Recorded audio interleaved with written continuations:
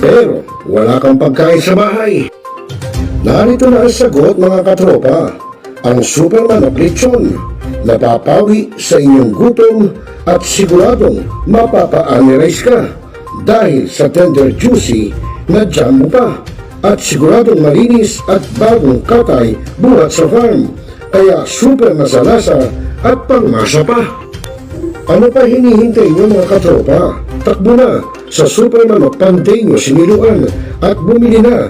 Baka maabusan ka, katropa.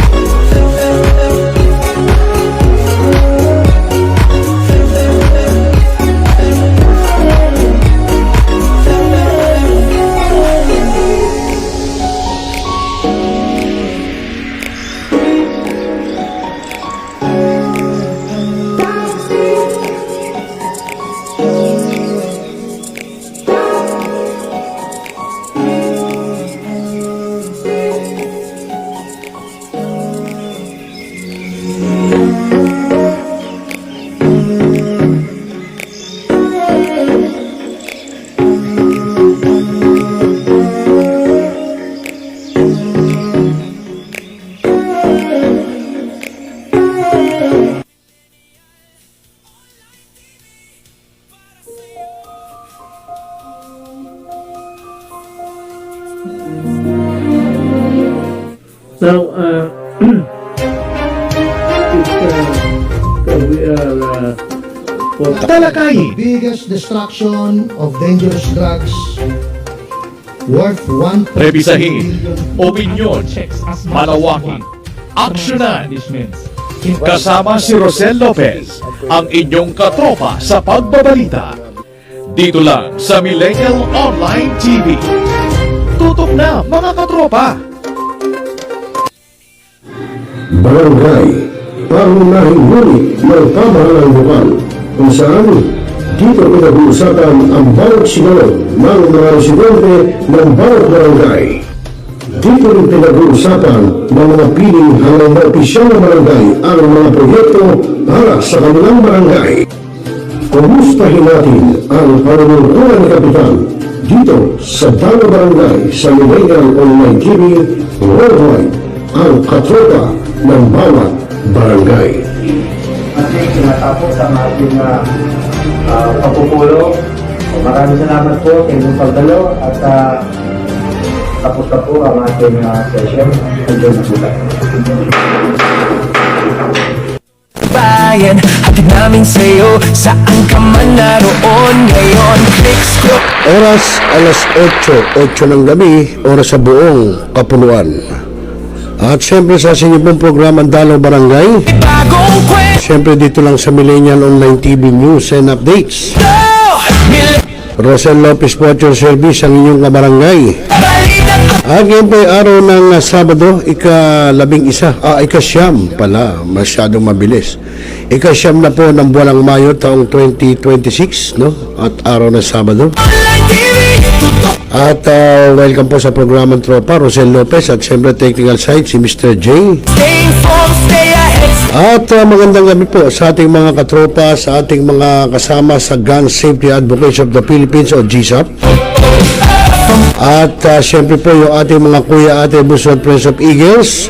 At particular po sa aming grupo sa Central Luzon Region 45, Media Rider Eagles Club. Magandang gabi. Particular po no, sa aming Governor Rafael Agcawili. Siya nga po pala, hindi po tayo nakapag-live kahapon dahil ato po, meron pa tayong bandage. Oh. Yan, may bandage pa po tayo sa braso. Tayo po ay in-angiogram no, kahapon. Diyan po sa ospital sa Quezon City, no, sa isang ospital po dyan. Ito na. At siyempre po maraming salamat din no, sa aking mga kasama sa Media Rider Eagles Club, particular po kay Kuya Marvin Dilloso na isa po sa sumama sa akin papunta sa ospital. At siyempre po kay Kuya Vice Angelo Macaraig, no, sinama din ako sa kanya pong gamit. At talaga lamang ako hindi po nila iniwan hanggang sa matapos po ang aking angiogram procedures. At syempre maraming salamat din kay Dr. Dido Nino, no, Dodi Rigor, no, na siya pong nagsagawa ng angiogram procedure sa akin kahapon. At syempre yung mga nurses doon, no, hindi ko nababanggitin at nakalimutan ko pangalan ng mga nurses. Hindi ko na natanong eh. Basta isang babae ho, isang lalaki, no, dahil nasikaso ko, so maraming salamat. At syempre magandang gabi, no, unang-una kita sa akin noon to, sa aking si Kuya Tito Ric, o si Tito Ric, no, Santiago, mula pa ho sa Orani, Bataan, at yun, meron ho siya doong karinderya, no, sila, nung kanyang pamilya, no, at ang alam ko na mamahala yata si Pinsang Al Santiago. Kamusta Tito Ric? At ito medyo nakalagpas tayo no, sa angiogram. At magandang gabi rin kay Kuya Julius Miguel Saludes, kasama natin sa GSAP from Hong Kong. Ayan, sabi niya good evening at sa lahat ng kapatid sa GSAP, mabuhay Millennial TV News and Updates, watching from GSAP Hong Kong. At naku, nanonood po si Sunny Boy Inasoria. Ayan, good evening daw press. Ito po yung tauhan po ng ating isang kuya, no, si Christian Gatasi.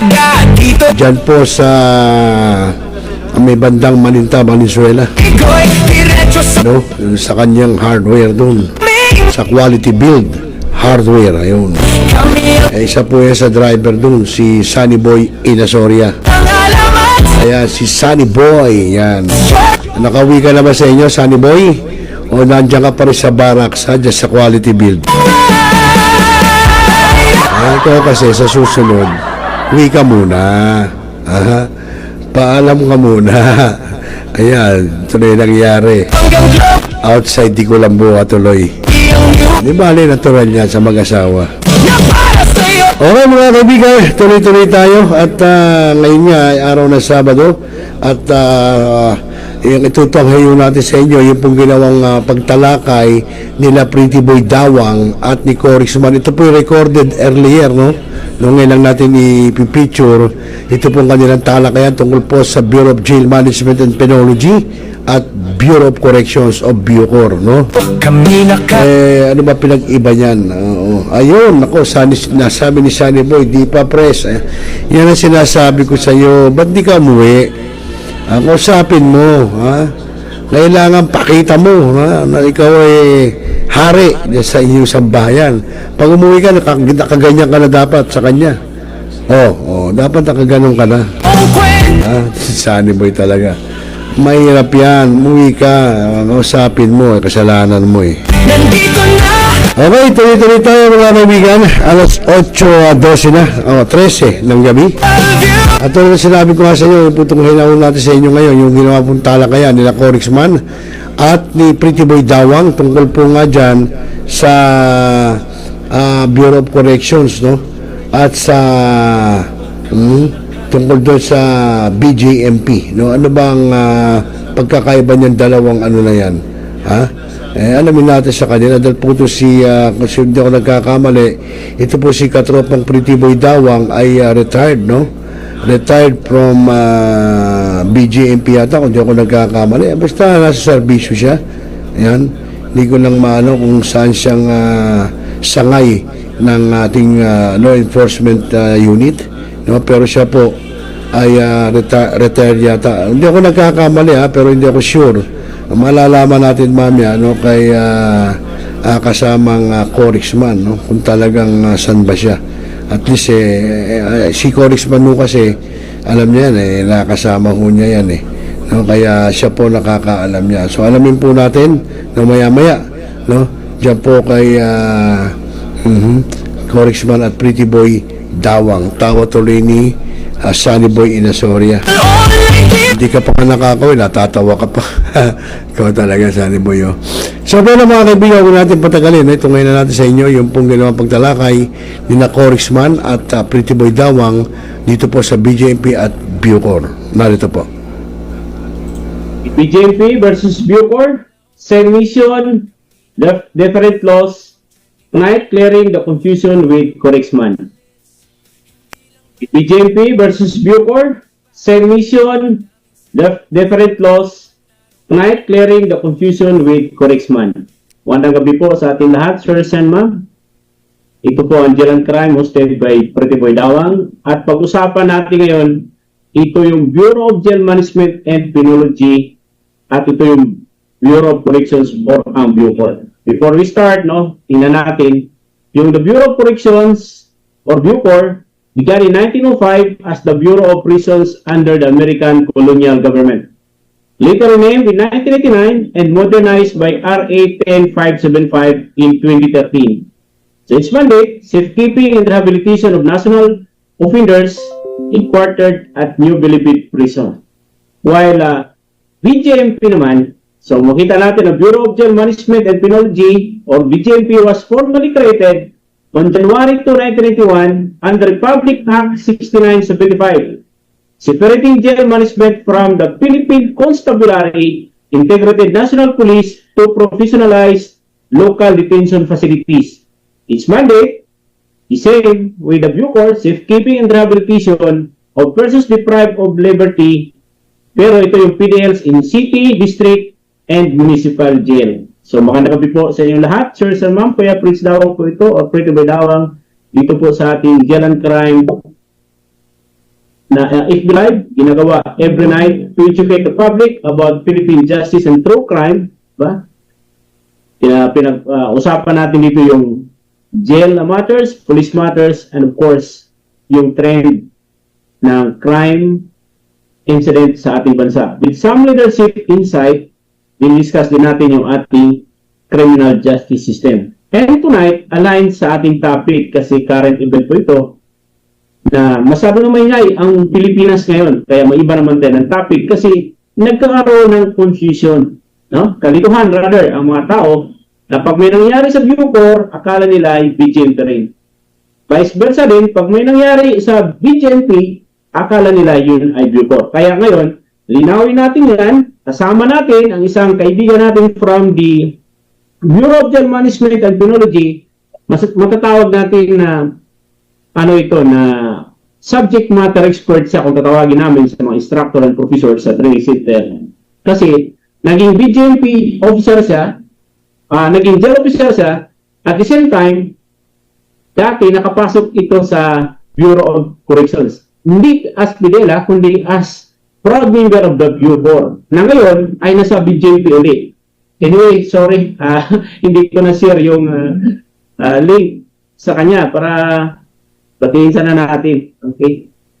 Sorry bro, let me share the link pala.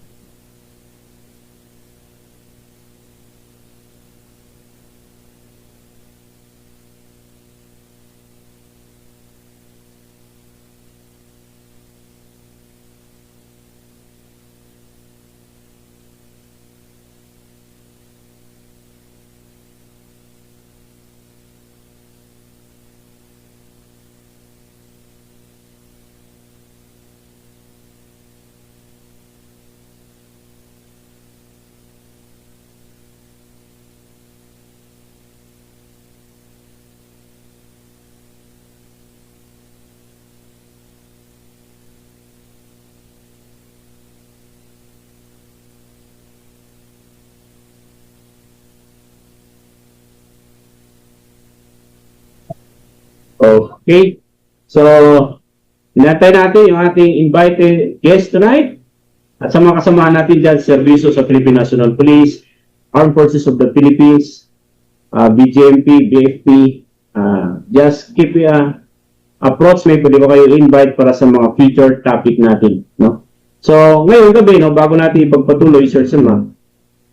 So, let's go back to the history of the Bucor. Yung Bucor, yun binanggit ko kanina, no? So, think of Bucor as the country's last line of custody. Born in 1905, ayan na po, onboard na po, bro, let me finish my introduction about sa Bucor. Onboard na po yung ating invited guest, gwapong-gwapo, matikas, patalino, no? Snappy, Jail Officer Enrico Velasquez, so makasama natin ngayong gabi. Thank you so much, bro, for heeding to my invitation. Kahit na busy ka, pero kung ako nag-invite sa iyo ay pinagbibigyan mo talaga ako. Okay? Yeah, good evening sir. Good evening po. Good evening sir. Ako mag-proceed, can you greet our viewers, bro? Magandang gabi sa iyo. So magandang gabi po sa lahat ng ating viewers na nanonood dito sa ating programa po ng Jail and Crime ni Sir Pretty Boy Dawang. No? Ang aking, alamat itong aking idol na si Sir Pretty Boy Dawang. During that time na ako ay trainee, yan po ay aking AI. No? Talagang, Sir, maraming salamat sa opportunity po at sa tiwala. Magandang gabi po sa inyo. Okay, magandang gabi. Thank you so much. I know, alam kong busy ka. Ito kasi, pinafollow ko ito kasi ang dami activities, active sa pamilya, sa trabaho. So, balance lang ang life nito. Kaya, siya yung in-invite ko ngayong gabi. Bro, let me continue then before I ask you some questions kasi alam ko, malawak ang iyong karanasan. Dati kang nasa bahagi ng team sa Bucor na nagbigay ng doon dati, no, new development and changes in the form. And I've been following you all throughout the years. Nakikita ako yung pagiging patagumpay niyo doon. At ngayon, balik ka sa BJMP. So, you're the right person na mag-educate sa atin ngayong gabi. Kasama natin yung ating mga kababayan na nanood sa Jail and Crime at sa ating Facebook page. Dahil marami kasi nagtatanong sa akin for your information. Meron din from Bucor, Provincial Jail, and kahit yung mga criminology students, no? Minsan tinatanong nila, Sir, isa lang ba ang Bucor at BJMP? But mamaya, siguro sagutin yan ni Corexman, Enrico. So let me continue lang kasi gustong malaman ng iba, ano ba talaga itong history ng dalawang bureaus dito, no? So, think of Bucor as the country's last line of custody. Ito born in 1905 under the Reorganization Act. It started as the Bureau of Prisons, then a colonial creation to centralize incarceration. Then by 1989, the administrative code renamed it Bureau of Corrections, signaling a shift from mere detention to rehabilitation. Then fast forward tayo in 2013, nagkaroon ng RA 10575 to post-modernization and professionalization aiming to restore credibility after decades of controversy. So yun ang medyo nangyari sa Bucor, ano? Kung titingnan natin yung milestone ng Bucor, the pre-colonial era, anyway, I got this information from our friends in the Bucor, and maliban sa my notes and nag-lecture tayo about penology, but we have some friends in the Bucor na nagbigay sa atin ganito mga information. So, pre-colonial era, local chieftains enforced community-based penalties. The 1905 Bureau of Prisons established under the Department of Commerce and Police pa noon, no? Then, in World War II, yung Old Bilibid overcrowding led to transfer to the New Bilibid Prison Muntinlupa. But for the information of everybody, no, lalong nanonood sa atin, yung Old Bilibid Prisons, kung meron tayong New Bilibid Prison, yan yung sa Muntinlupa ngayon. Yung Old Bilibid Prison, yun po ang sa Manila ngayon. Tama po ba, Bro, Corexman? Tama. Opo, tama po, sir. Tama po. Okay, alam ko, nasa ka doon. At saka yung mentor na si Colonel Latusa ay naging kasama. Opo. Okay. Then, it was renamed Bureau of Corrections under Administrative Code. Then, in 2013, nagkaroon ng magandang development. Nagkaroon sila ng RA 10575. Ito yung Bucor Act. I know you're familiar with this law, bro, no? Yung Bucor Act ng RA 10575 or Modernization, Restructuring, and Professionalization Act. So, the same din, no? Yung, kung titignan natin yung Bureau of Jail, mas nauna itong Bucor, no? Mas nauna. Ito yung the Bureau of Jail Management and Penology naman, ito yung formally created on January 2, 1991. Sa mga criminology students, katulad mo at katulad ko rin, familiar tayo dito. Ito yung Republic Act 6975. Ito yung separating jail management from the Philippine Constabulary, Integrated National Police, yung defunct PCINP, to professionalize local detention facilities. Its mandate, safekeeping and rehabilitation of persons deprived of liberty, or PDLs, no? Pero ang covered lang ito, itong city, district, and municipal jails. Meron naman ngayon itong provincial jail by virtue of Memorandum of Agreement or MOA. Kaya kung titignan natin, yung BJP story is one of reform and accountability. Before 1991, local jails were run by police forces, often with inconsistent standards. Kaya nagbago ito ang Congress passed Republic Act 6975 or the ILG Act of 1990 to carve out a specialized bureau. Kaya maraming maganda specialized training sa bureau ngayon, no? Focus on humane safekeeping and rehabilitation. That's why in January 2, 1991, BJP was born no longer a police appendage, but a dedicated pillar of the criminal justice system. Kaya ito, marami tayong tanong sa ating guest tonight, ano? About ito sa pillar of criminal justice system natin. So the Professionalization Act, just like the Bucor, meron ng BJP, ito yung RA 9263, amending some provision of RA 6975 that was in 2004.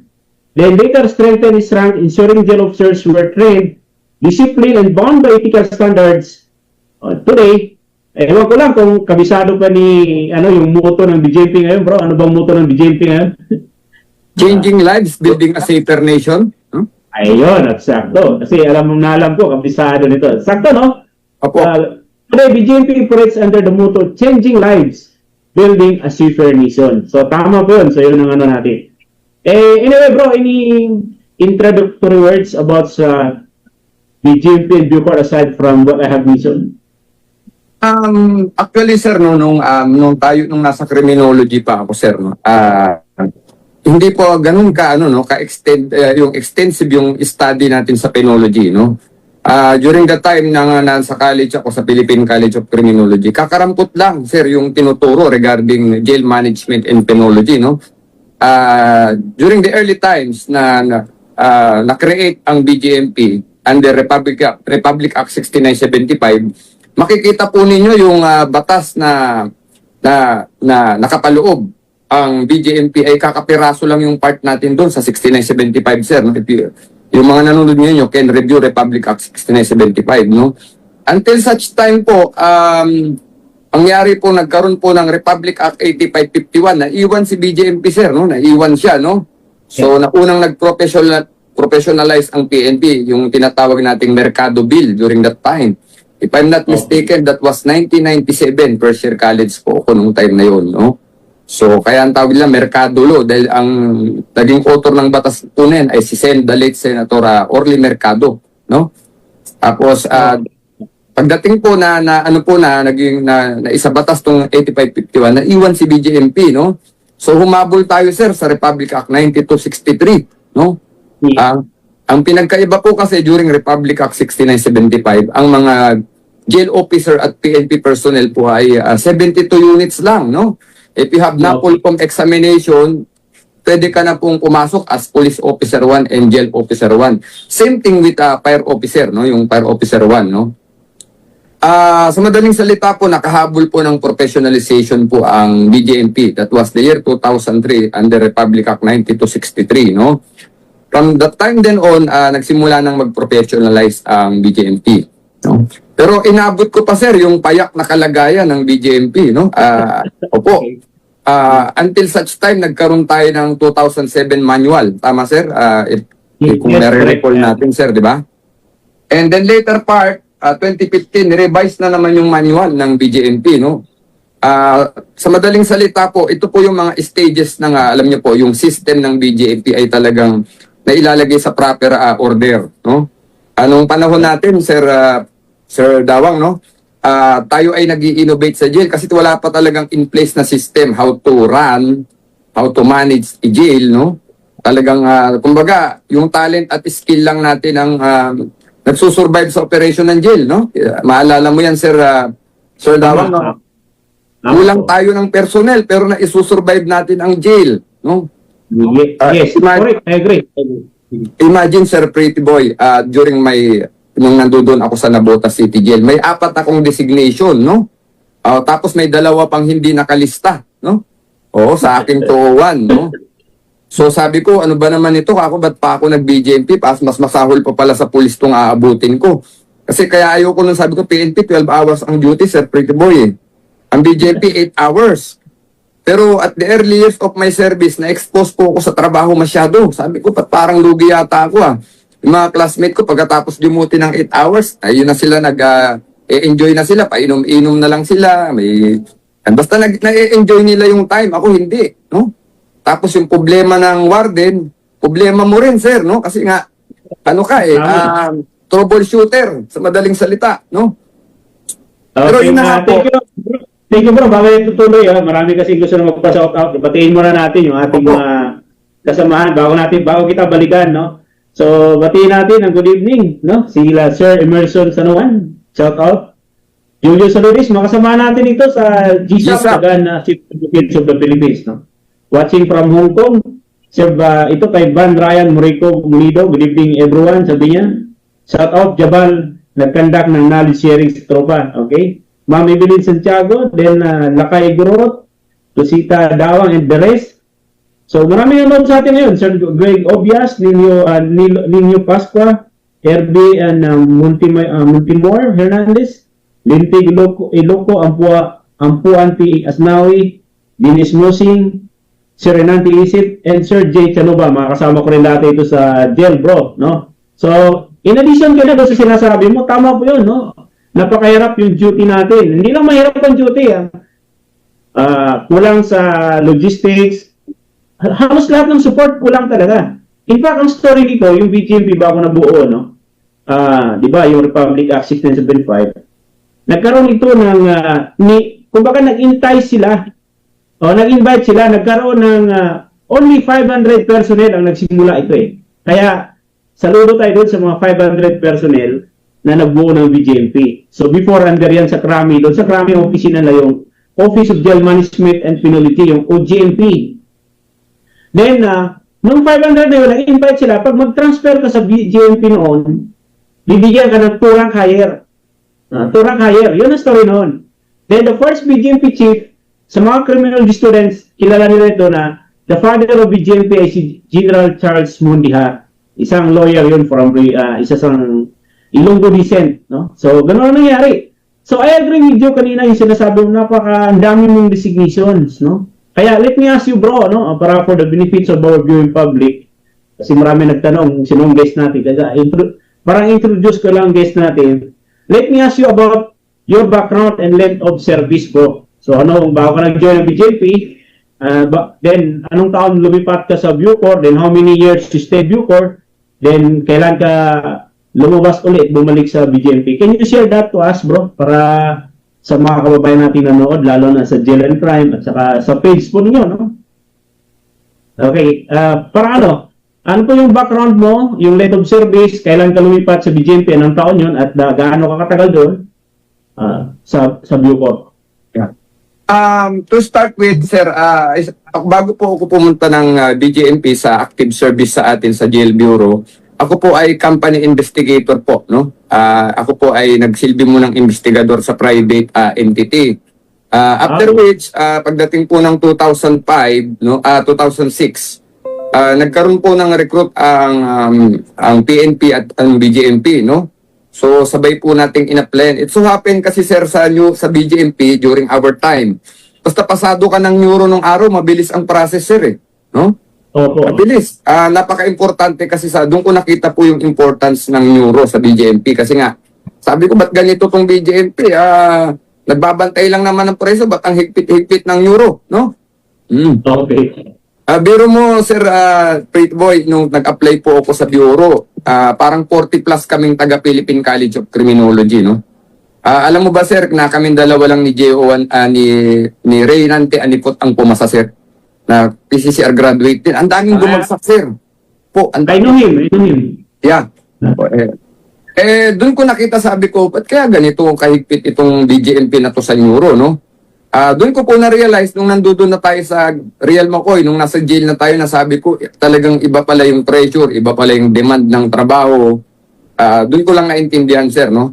Ayun na nga po, nauna yung take out dito sa BGMP, so pinangatawan na natin. Sabi ko, pares naman yung sahod ng GO1 at saka PO1, sir, no? So, ako po yung na-assign sa ikutan kay Colonel Abuana, ito si Sir Bolsio, no? Na-assign din po ako ng Manila. Then later on po, doon po ako tumagal sa Nabotas, no? Opo. Na during that time po, ang Nabotas ay parang mayroong nangyaring insidente doon regarding sa isang inmate na may namatay pong inmate, no? Until such time po, nilagay doon si Sir Bantag, no? Si the former Bucor Chief Director Bantag, no? During that time ay major siya. Tapos kami, ako naman po ay naipadala rin doon, no? So, very challenging ang Nabotas during that time, Sir Pretty Boy, no? Kasi, nung panahon na yon, ang mga PDL, bihira and drugs, puro ang kaso ay, murder. Usually murder. Mga nakakulong doon. Oo.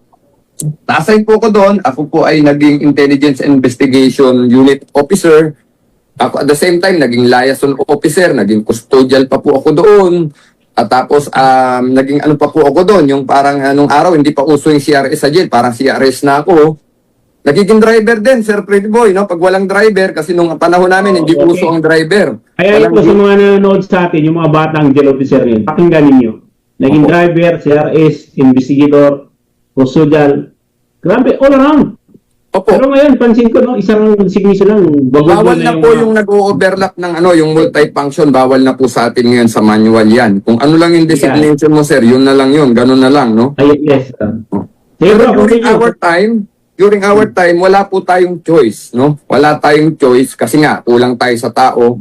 Tapos ang mga warden kasi nung panahon natin, sir, pag nakitaan nila na parang kaya mo, itatambak na sa'yo trabaho, sir, no? Oo. Yun, I agree.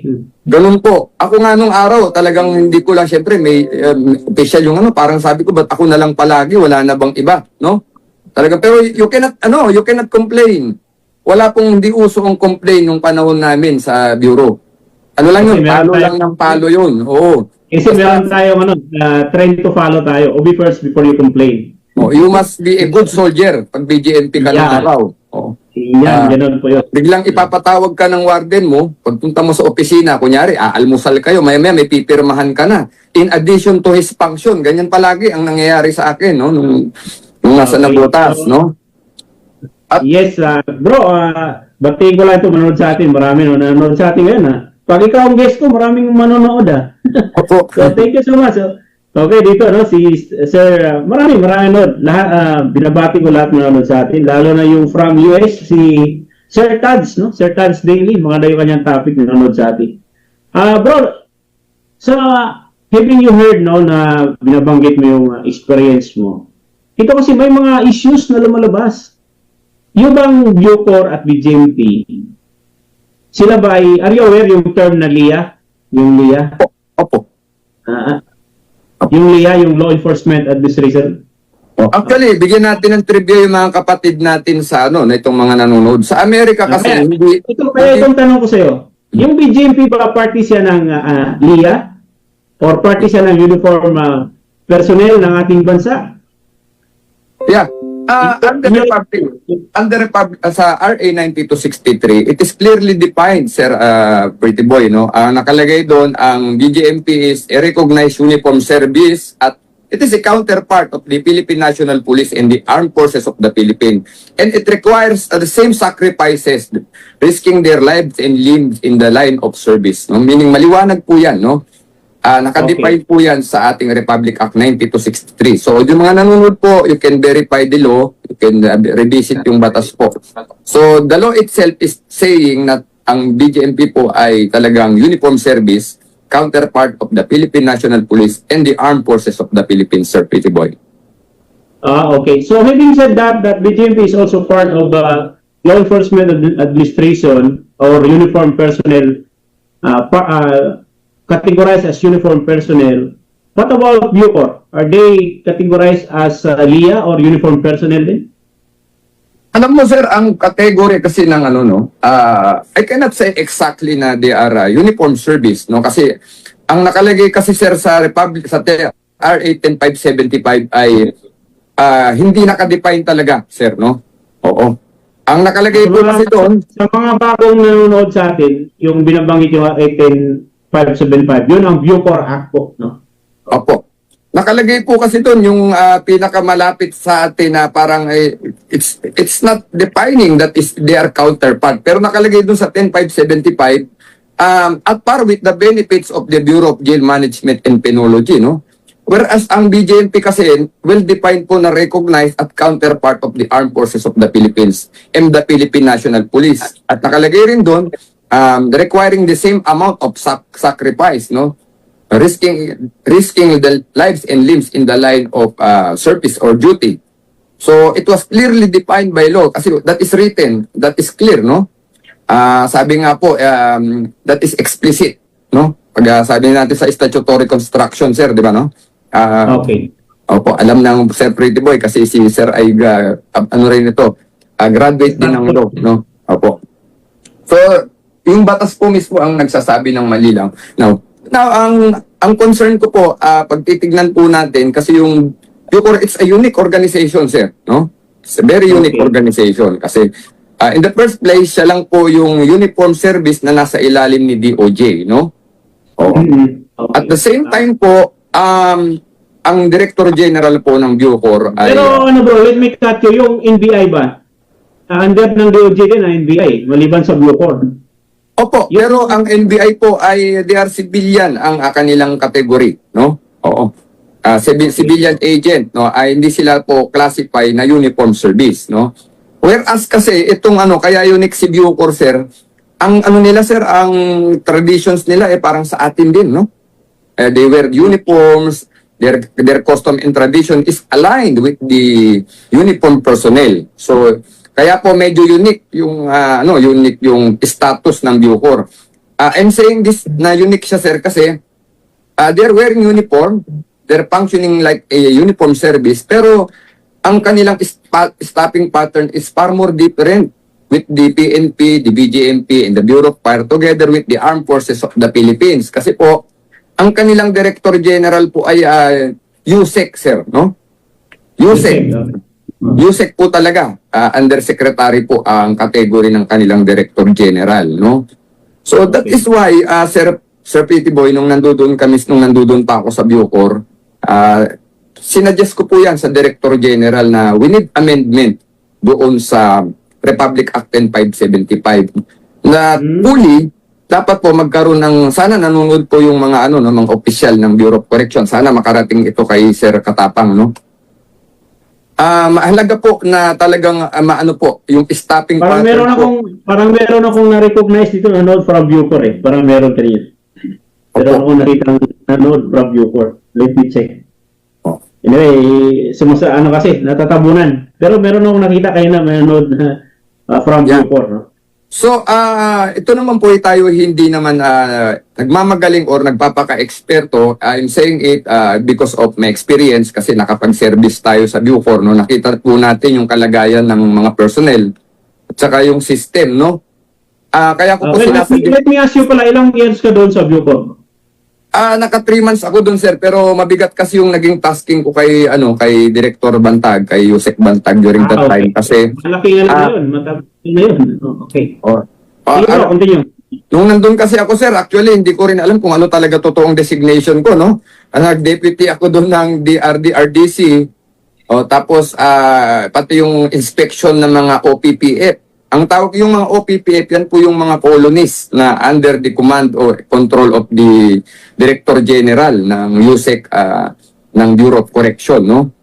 So yun, nung nandoon po ako, sir, nakita ko talaga yung mga peripheral, yung mga issues dun sa ahensya.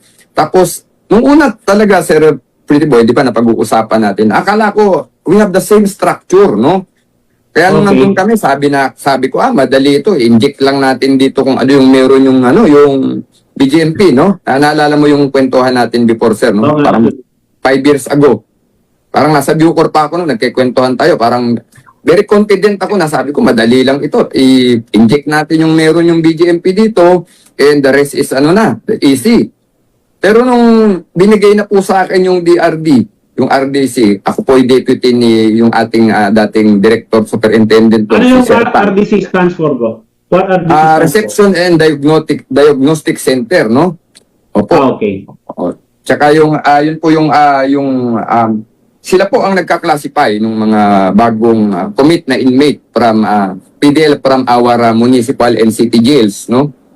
So parang sa jail, ang ginawa naman natin yung AKU. Meron tayong opisina sa jail na ginawa, small unit, pero yun ang nagka-classify ng mga PDL natin pagpasok sa ating jail dito sa BJMP, no? Pero ayun na nga po, pagdating ko doon, sabi ko, madali lang ito, no? Nung nakita ko na po yung gravity ng problema, sabi ko, Panginoong Diyos, kako, hindi pala ito madali. Magkaiba pala, no? Okay. Doon ko po na-realize, mga kababayan ko, na itong mga nanonood nating kapatid, na magkaiba talaga ang BJMP at ang Bucor. Kasi nga po, doon sa Bucor, meron silang tinatawag na reformation, no? Reformation, okay. Opo, di ba may rehabilitation na sila, yung RDC, tapos meron silang reformation. Meron pa sila nung tinatawag na external, sir, no? Oo. Yung external, parang ito, yung external office na ito, they're there para po ihanda ito mga PDL paglabas, no? Going back to the mainstream of society, no? So sabi ko, hindi pala ito ganun kadali, no? Doon ko na-realize na ito palang itong Bucor po pala ay it needs study, sir, no? Kailangan po magkaroon talaga ng extensive study para po itong mga opisina na ito magkaroon po talaga ng programa. Yung sabihin na natin ang totoo, no, Sir Pretty Boy, no? Totoong programa, no? Na pinag-isipan. Yun ang kailangan, yung long-term and sustainable change Opo. na kailangan. Opo. Before you continue, bro, no, basahin ko lang yung mga nagko-comment dito tungkol sa, kasi may mga nagre-response doon sa sinasabi mo na talagang tungkol na gano'n sila, no, na-agree sila na may hirap talagang trabaho ng natin noong unang panahon, no? Okay, tinato dito. Meron nagsabi dito, ito, from Region 7, BJMP ito, Region 7, yung natatakpan. Sabi niya, Mitoy Grade, our role is multitasking as jail officer. Ibig sabihin, sumusuporta sila doon sa sinasabi mo.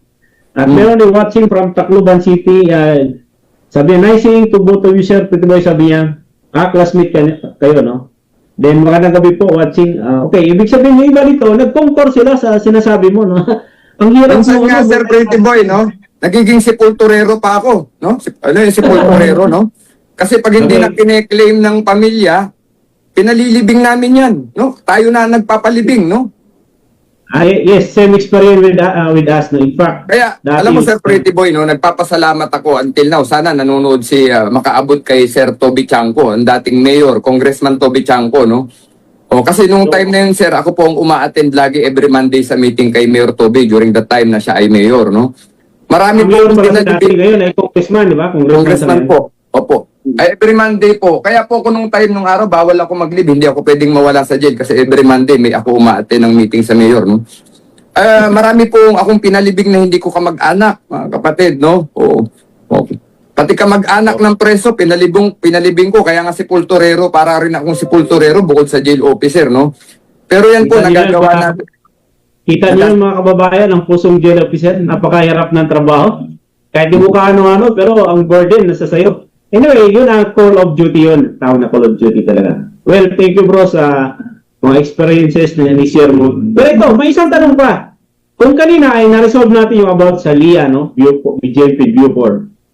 Dito kasi, meron tayo, kung aware ka sa 5 pillars of criminal justice system natin, ba? Nandyan yung Opo. Opo. community, law enforcement, prosecution, post-court, correction and community. Ang tatanong ngayon, ano ba ang sa pillars of criminal justice system na binanggit ko, iya ba ang corrections? Nakahanay ba ang BJP doon? Actually, sir, alam mo, sa kwentong no? Kasi, bago mo sagutin, kasi yung BJP kasi hindi sa under ng BUCO, ng DOJ. Under sa ng EILG. Counterpart niya dito, ito yung PNP at saka BFP. So, ang tanong natin ngayon, sa pillars ng criminal justice system, yung BJP ba, saan sa nabilong? Sa corrections? Or sa law enforcement sa nabilong? Actually, bago ko sagutin yan, sir, maski sa BJP, nagtatalo-talo ang mga kasama natin dyan, ano? Oo nga eh. Oo. Actually, kaya ko sinabi to, kasi meron nag-PM sa akin. Sir, nagtatalo-talo dito, saan ba tayo nabilong talaga? Sa corrections. Kasi, pillars of criminal justice system daw. 5 pillars of criminal justice system, di ba? Una yung community, law enforcement, tapos prosecution, tapos court, o tapos correction. So, saan daw nabilong ang BJP dito? Kasi 5 pillars of criminal justice system. So, ikaw, in your experience, at saka from BJP, napunta ka ng BUCO, so saan kaya ang kategory ng BJP dito? Actually, sir, bago ko ulit sagutin, nung araw pa yan, pinagtatalunan natin sa jail yan. Alam ko, ikaw din, sir, naubos na ang paliwanag mo dyan sa mga kasamahan natin, ano? Yeah. For the benefit of the public natin, i-discuss natin. Opo. Marami kasing BJMP, sir, na hindi naman criminologists. Oo. Yes. So kaya, sa kanilang, mahirap nila itong i-absorb, no? Talagang dedebatihin ka niyan, no? Sasabihin, hindi, kalahating pulis lang tayo. Sabi, maalala mo, sir, di ba, kalahating pulis, no? Okay. Kasi during ito, aminin natin sa... Ang sabi nila kalahating pulis, pero alanganing pulis. Opo. Yun. Yan po yung mga, alam nyo po, I'm sorry, no? Kasi nung araw sa BJMP, marami tayo mga 72 units na hindi naman malaki ang utang na loob natin sa mga naunang BJMP. Although there are 72 units, pero sila po yung naging founding fathers ng Bureau. So, tama yung sabi ni Sir Pretty Boy Dawang kasi yung first 500 na yan ang nagsimula ng BJMP, no? But the problem is, alam niyo naman po, kapag hindi malalim ang aral natin sa pag-unawa sa batas, sa sistema, at hindi po tayo equipped with enough knowledge, mahirap pong intindihin yan para sa kanila, no? Kaya nga sabi, hindi, kalahating pulis lang tayo. Kalahating kalahating pulis, kalahating gwardiya. Yan pa nga yung biruan, sir. Maalala mo, sir, no? Oo, kalahating gwardiya daw, no? Oo, ganyan po yung mga biruan ng araw sa BJMP. For several times, pag ako na po kasi minsan magdedebate yan, tapos tatanungin na ako nung Sargento de Mesa, nabubuhay pa yata nun ang Sergeant Noel Portesa, sir, kung kilala nyo si Sir Noel Portesa, no? Yes, kilala ko yun, no? O, pag nagdedebate na, officer of the day yan, sasabihin niya, Rico, ikaw nga, ano bang sa tingin mo? Sasabihin niya sa akin. Sabi ko, okay, sabi ko kasi ang problema sa Pilipinas, yung salitang pulis ay nako-confide lang sa PNP. Ako. Do you agree, sir? Do you agree? Yes, sir. Sabi ko, manood kayo ng US film. Magugulat kayo, FBI yung nag-ooperate. Pero may nakalagay sa best na police, no? O yung ATF, yung alcohol, tobacco, and firearms. Pag nag-operate sila, bakit ATF sila? Pero makikita mo sa harap ng best, police din, no? Yes, sir. So, ibig sabihin po, they exercise police function. Pero hindi talaga sila police na LAPD, NYPD, So, ang ibig sabihin lang po, yung pulis kasi, yan ay kumakatawan yan na ikaw ay member ka ng law enforcement agency, no? Opo. Okay, so yung frame ng question natin, saan ba na-belong yung... So, itutuloy ko, sir, no? Para inano ko lang yung inano ko lang po yung para mas maintindihan natin. So, sa madaling salita po, ang BJMP po kasi, napakadali naman pong unawain magsimula sa Republic Act 6975 na nag-create po dito. Ito po ay kinreate under the Department of Interior and Local Government Code of 1991. If you will remember, sir, no? O yung creation ng PNP BJP Fire. So it does not Opo. Maliwanag po ito na ito po ay law enforcer dahil nasa ilalim po ito ng kapangyarihan ng DILG, no? Supervision po ito ng local government. At per se, mga kapatid, kaya madali po itong maunawaan. Ang PNP po at ang Bureau of Fire, together with the BJMP po, ay under po ito ng nasa law enforcement function po ito. May magsasalita na naman dyan, Sir Pretty Boy, sasabihin, hindi, kulungan yung binabantayan nyo eh. Yes, no? Preso yan. Correction yan, hindi yan law enforcement, hindi yan police function. Okay. Ang madali pong maunawaan, mga kapatid. Yung mga PDL na nasa aming custody, awaiting trial po yan. Hindi pa yan convicted, no? Opo. So your stand, belong tayo sa law enforcement. Doon sa Opo. pillars, yung pinag-usapan kasi natin, Opo, pillars. of criminal justice system kasi there are 5, no? There are 5 pillars of criminal justice system. So first, yung iba kasi, isang debate pa yan, bro. Kung minsan, dinalabitan nila, alin bang nauna? Community or law enforcement? Pero regardless, kasi pillars naman ang pinag-usapan, no? Haligi siya. So, from your point of view, belong tayo sa law enforcement. Opo. To me, I agree, no? I agree na belong tayo sa law enforcement. Kasi nga, DILG yung natin. But then, doon kasi i-emphasize natin na although awaiting trial, but we also cater, no? We also house yung mga sentence PDL, yung less than 3 years. Yeah. Less than 3 years. So, kaya meron pa nag-comment dito, actually isang official ito. Sabi niya, so generis daw tayo, a class of its own. But pero wala namang sui generis doon sa 5 pillars of criminal justice kasi we have only 5 pillars lang. Kaya ang dinidistinguish natin ngayon, saan ba tayo belong, sa correction ba or sa law enforcement? Ako, the same stand with you, we belong to law enforcement, no? We belong to law enforcement. Ang basis Tapos, kasi natin, Sir Pretty Boy, ang basis kasi natin, yung creation po ng ating agency, ang basis natin, no? Yun po ang basis natin. Batas pa rin po, mga kapatid, viewers, batas pa rin ang ating basis, no? Po. Tama po yun, tama. So, thank you bro, sa malinaw na yun. Pero ito, tanongin kita, since you're in BJP and galing ka na sa Bucor, kasi more on ito, let me underscore this, di ba? Siguro natutunan mo ito, no? Opo. Na ano ba talaga ang priority natin sa BJP? Rehabilitation, reformation, or security? Among pwede mo pagsamahin yung reformation and rehabilitation. Pero when it comes to yung sa security, so ano ba ang priority natin? Sana po wag masaktan yung mga... I'm not saying na disregard natin yung one from the other. Pero, siyempre, meron tayong priority and secondary. So, ano ba talagang priority natin since we belong to law enforcement? In BJP lang to, BJP, not from the Bucor. Actually, sir, no, during my training days, no, 'di ba kayo yung aming instructor? Kasi actually, isa po kayo ron sa mga hindi ko makakalimutan na nagtuturo sa amin. Katulad ni Sir Michael, yung the late Jail Chief Superintendent Michael Bidamo, no? Po, dalawa kayong idol ko nun, sir, nung nagtuturo kayo sa sa JNTI during my time, way back 2006. Mga kapatid, ako po ay trainee noong 2006 pumasok sa bureau. At ang Sir Prito Boy Dawang noon ay aming AI yan, no? Ayan po ay training staff ng JNTI during that time. At lecturer yan at the same time, no? Hindi lang yan drill master. Yan po ay professor pa namin doon sa training center. Ganun po ka-talented ang Sir Pretty Boy Andyan lang, Dawang. andyan lang. Nagkakuro pa tayo. Opo.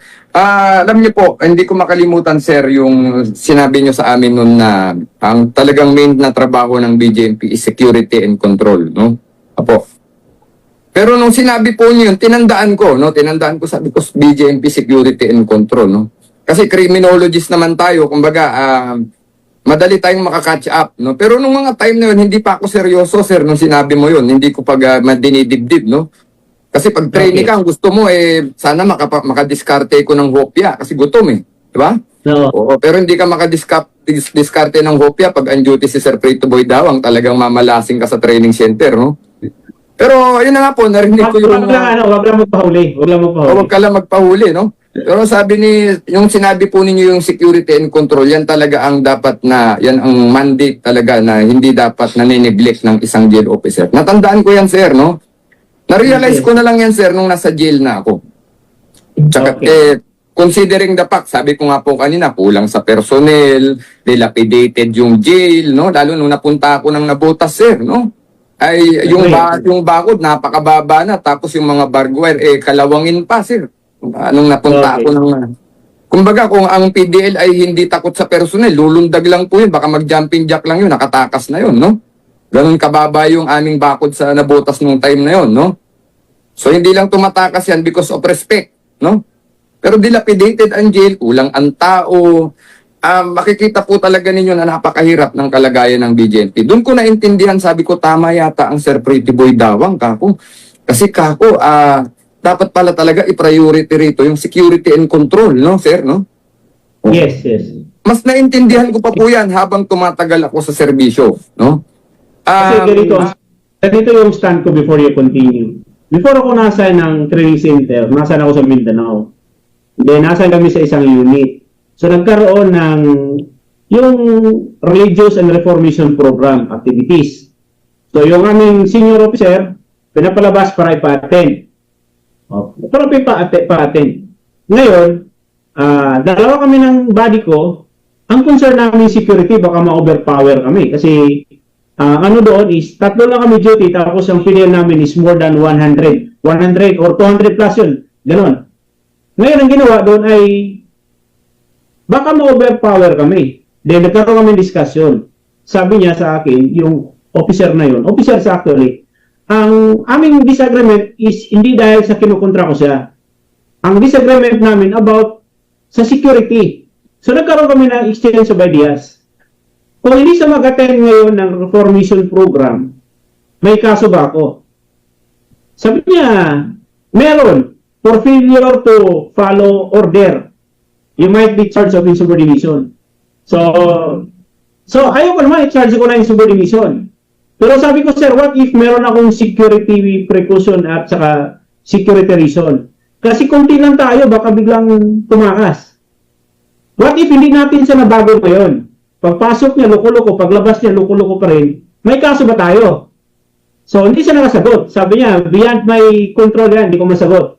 Pero ang tanong ko sa iyo, sir, what if kung tumakas siya ngayon? Anong liability ko? So, worst come to worst, kung serious neglect of duty yun, dismissal from the service. Maswerte na ako kung suspension. What if kung may mangyari pa sa akin? Kaya, tinanong ko siya. Sabi ko, sir, to tell you the truth, ang trabaho natin, our main concern talaga, primary concern natin is security. The rest will follow na lang po yun. Paano kung mag-conduct ng religious program, reformation program, kung di secured yung jail? In short, doon mo makita na primary function natin is security talaga. Kaya ka nakakaso ng neglect of duty, gross neglect of duty. Meron pa yan, ha? Infidelity, the custody of prisoner, pwede ka makakasuhan, criminal case po yun. Pero what if hindi mo siya na-reform? Although kasama sa trabaho natin yun, kasi ngayon we have therapeutic community, other program, values restoration program, moral recovery program, spiritual values meron tayo. Pero huwag natin kalimutan yung security. Yan, top priority natin ang security. Yun lang i-add ko doon sa mga sinasabi mo. Actually, I agree doon sa mga sinasabi mo, bro. Sige, baka meron ba i-add? Meron ka pang sinabi kina naputol ko lang. Ay, yun po. Sabi ko, nung nandun na ako sa Nabotas, kasi alam niyo, sir, no? During my time sa Nabotas, isipin niyo po, ako po ay ayun na. Ako po ay custodial pa, no? Ako po ay liaison pa. Ako po ay driver pa, no? Tapos umabsent pa yung desk officer, sir, no? During my time, ang desk officer namin ay JO2 lang po ang namin nun. Kasi puro kami JO1, sir, eh. No? Yeah. Bihirang-bihira ang ang ranking. Usually JO2, desk officer na yan, no? Tapos yung nung panahon namin, iilan lang din na yung sarhento dyan sa Nabotas, sir, no? Puro chip-chip na yan, sir. Paano mo naman pa-duty yan? Puro hepe yan, sir, no? So talagang nag-uumpugan ang mga JO1. Itong JO2 naman na desk officer ko, hindi pa yan papasok. Tatawag sa telepono, pakilogbook ako, ganito, ikaw muna bahala dyan sa jail. Sana, nanonood tong mga bagong JO1, ano? Bagong JO1 din po ko noon, no? Ang preso ay 432, no? Oo. Napakasikip ng jail, no? JO1 ka, ang edad ko noon ay 28 years old, no? Ang hawak mong preso, 432, ikaw ang desk officer. May dadalaw pa na 100 na dalaw do sa facility mo na napakasikip, no? Tapos ang duty lang diyan, isang gater, swerte mo pa pag yung isang kasama mo hindi rin absent, magiging 3 kayo, sir, no? 3 na kayo, isang gater, isang tower at ikaw naman si desk officer, no? Opo. So, madaling salita, 432 PDL ang nasa loob ng Nabotas Jail, tapos may 100 dalaw, mga kapatid, no? So, anong gagawin namin nung time na yon, sir, no? Na ako po, nung naka-assign ako sa Nabotas, may mga nakakulong dyan na, usually nga, sabi ko kanina po, bihira pa yan droga. Puro mga murder yan, ang mga kaso niyan, sir, puro patay tao, no? Tawag na yun dyan, patay tao ang kaso, di ba? Okay. Yung mga napagkakatiwalaan namin po dyan, katulad po ko, lalo yung mga kapatid sa iglesia, ilalabas ko po yan, bibigyan ko ng probaton, no? Po. Yan po ang nagbabantay dun sa... nag-augment na sa'yo, nag-augment na. Opo. Pagkatapos naman nila magbantay, magpapaluto na ako ng pansit canton yan, sir. No? Dahil nagtrabaho sila, pakakainin ko naman yan, sir. No? Kasi pakainin mo ng pansit canton mga yan, masaya na sila, sir, eh. Ganon. Pero sa Bucor, I've been there for similar times na nagkukumit ako ng Fidel doon. Nakakita ko rin, yung mamanis, katulong ng mga personnel doon, yung mga, anong tawag nila doon, yung katulong nila doon, na nagdadala din ng mga baston doon. Anyway, meron pa lang bastonero. Bastonero from Bucor, no? Si Sir Elmer Catiis. Batiin natin ay, kaibigan ko po yan, no? Sa CIW dati nakaasan. I don't know kung naka-assign pa si Sir Elmer doon. From Bucor. Actually, marami nagpo-comment dito. Hindi ko lang mababasa, no? Yung isang official pala ito, kung hindi ako nagbali, from Region 5, si Sir Marvin Cortez. Basahin ko lang yung kanyang, about them. Yes, sir. Yung kanyang, comment. Sabi niya, this could also be the mandate. Dito natin pwede tinan kung saan tayo sa pillars. Tama, parang design lang sa sinasabi niyo kanina, yung doon sa mandate natin. Pero walang katapusan na debate ito. Opo, totoo po yan. Lalo kung pag ang kausap natin, sir, pilosopo, no? Maraming pilosopo ng BJP kasi nung araw, no? Talagang, minsan ang ginagawa ko na lang, tumatawa na lang po ako pag talagang, yun ang kanilang pananaw, no? Yan nga Pero wala. No need to disagree. At least alam natin kung anong basis ng work natin, But dito merong from nag-duty rin pala sa noong 2000, JNCO siya sa Nabotas, si Sir Romeo Paglumutan Alejano Senior. Nasa din siya sa Nabotas, Nabotas jail. Nasa din siya. Maraming nagko-comment sa atin, Pero ako, sir, to be honest, Sir Pretty Boy Dawang, alam mo, sir, malaki ang utang na loob ko sa Nabotas City Jail, no? Kasi talagang dyan po ako na-expose sa trabaho, no? Maraming challenges, sir, na hinarap namin dyan during the time of Major retired Colonel Valdepeñas natin. Yan po ang warden ko dyan. After Sir Bantag, ang nagpumalit po dyan si Sir Valdepeñas na. Sobrang grabe po ang challenges. Sobrang grabe. Actually, nagdala ako ng 2 team dati doon ng recruits, no? Nag-rehound kami sa Nabotas. Mahirap nga doon. So, nag-rehound kami sa Nabotas. Ang warden that time ay si Colonel Fulgencio, ngayon General, Regional Director sa ng that time ay Major pa siya, no? Major. Ngayon, Regional Director na siya ng NIR, no?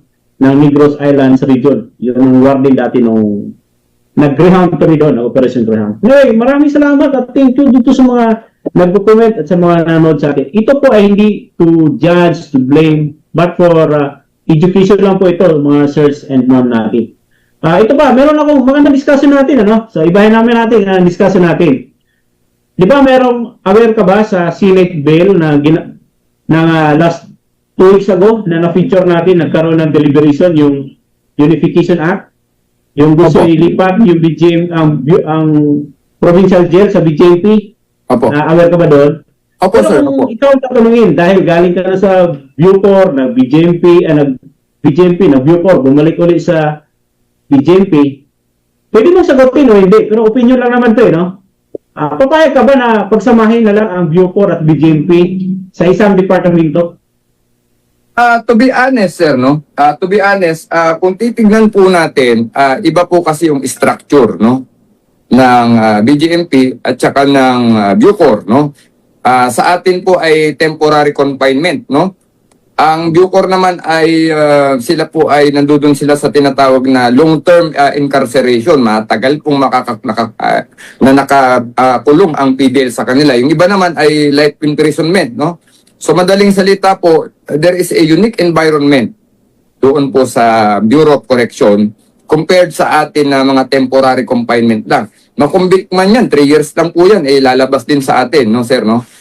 But the fact is, kung yan po ay gagawin, no? Kung gagawin po yan ng pamahalaan, sana po may malalim din na pag-aaral, no? Sana po ito ay hindi experimentation lang, sir, no?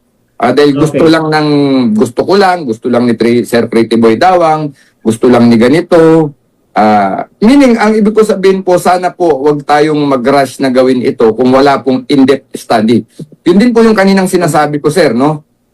Doon pumunta pa lang po tayo doon. Babalikan ko yung kaninang naputol, sir, di ba, yung tungkol sa reformation tsaka yung external. Alam mo, Okay, yung dalawang opisina pa lang na yun ng Bucor ay napakabigat na. Opo. Okay. Ano ko, sir, no? Elaborate ko para nanonood yung mga taga-Bucor, sir, no? Tuloy bro na. Ituloy mo tuloy. Kasi bago po tayo pumunta ron sa malaking issue, why not tingnan muna natin yung nag-exist na problema, no? Oo. Okay. I'm sorry po kung hindi mag-agree yung mga taga-Bucor na nandiyan ngayon na nanonood sa atin. Pero ako naniniwala po ko na yung opisina ng reformation na yan at saka external ay isa sa pinakamabigat po na responsibilidad ng Bureau of Correction.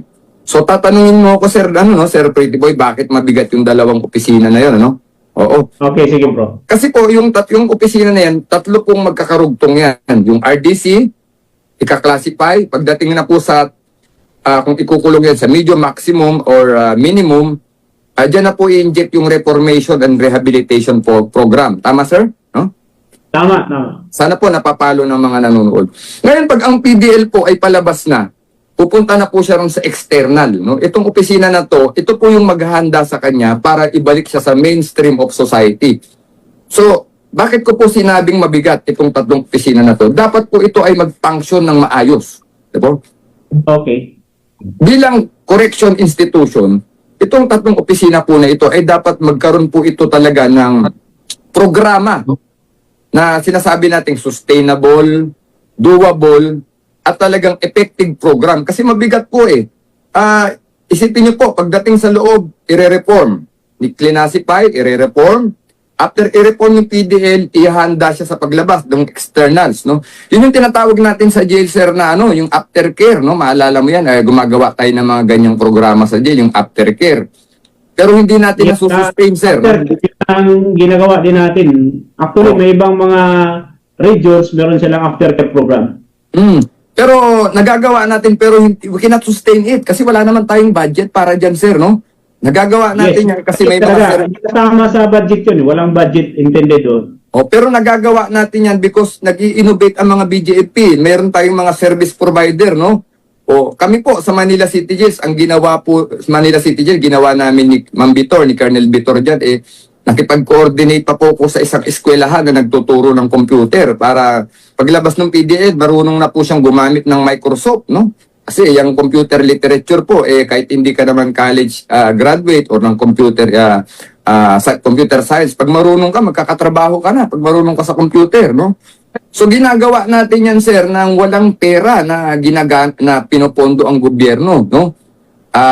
Out of our ano lang yan, initiative, mga kapatid, no? Mga nanonood. Pero sa Bucor, going back to Bucor, ito pong mga opisina po ito ay wala po talagang malalim na pag-aaral sa kanilang pag-implement ng kanilang mandate. At ang problema rin po, wala rin silang pondo po na sapat para pondohan yung kanilang mga ginagawa or programa, no? Pero may napapanood akong mga ano bro, napapanood ako parang may mga bagong ano in-introduce si General Katapang doon, si Director Katapang na yun. Opo. Parang meron ako nakikita ng mga hindi ko lang, I'm not familiar kasi wala naman ako. Sir, sana Pero parang sir, may nakikita, oh. sana sir, sana mali ako, no? Sir, mali ako, no? Pero nung nandoon kasi kami, wala po talagang pera para diyan, sir. Wala talaga, no? Mga kapatid ko na nanonood dito sa ating live, mga kapatid din sa BJMP at saka sa Bureau of Correction na nanonood, mahirap pong mag-implement ng programa na hindi funded, no? Opo. Kailangan po ang mga programa ay supported po yan ng pera, no? Na dapat po yan ay kasama sa pinupunduhan po ng budget ng ahensya sa GAA, sir, no? Opo. O, Well, kailangan kahit hindi sa Bucor, no? Kahit sa BJMP, parang hindi kasama sa budget yan eh. wala po, Ah, initiative lang natin yan. I don't know right now kung kasama ba yan, pero kung hindi kasama yan, dapat kung may initiative yung ano natin, yung mga program like that, no? Pwede siguro isali yan sa parang program ano, no? Kasi meron tayong program and program activities. Dapat isali siguro sa program activities kasi ano yan parang ano na, part na ng program ng rehabilitation and security program na ng corrections at saka jail. Dapat isali siguro nila yan. Okay. Ang problema dyan, sir, ang problema kasi dyan, sir, sige, let us say, mayroong tumulong sa atin ngayon, sir, no? For example, sir, ano ko na lang, halimbawa natin, no? May tumulong sa iyo ngayon sa program mo sa jail. After na mapalitan naman yung warden, or mapalitan naman yung leader ng unit or ng organization, yung nagtumutulong, tumigil na ng pagtulong, sir. Again, hindi natin masustain, sir. Hindi natin siya masustain. Nakat na, no? Opo, mapuputol, no? Mapuputol. Whereas kung meron po talagang in place na program at it is well funded, kahit wala na po yung service provider, aandar po yan. Kasi nga po may budget, no? O, ang importante lang naman dyan, ma-account po yung gastos ng mga proyekto, no? Talagang siguro sa mga nanonood sa atin, kasi may mga officer na nanonood, this is not, sir, sa mama, let's open our mind, maging broad, ano lang tayo dito. This is not to criticize. Mas maganda kasi kung makikinig, nakita natin yung services, lalo yung mga working force, no, nasa field, alam nila kung ano yung problema, nakikita ng problema. Therefore, pag nakikita nila yung problema, they know what is the solution. Alam nila anong solution. Ngayon, as long as hindi natin ma-admit ito, na ito pala yung problema, we cannot come up to a better solution. Kaya, sa mga natin, lalo ng mga sirs and ma'am natin sa field, don't take this as critics. Kung critics man, dapat to ay constructive criticism for development purposes po ang gawin natin. Sige bro, continue. bigyan ko kayo ng example nung kami po ay napunta ni Ma'am Vitor sa Manila City Jail.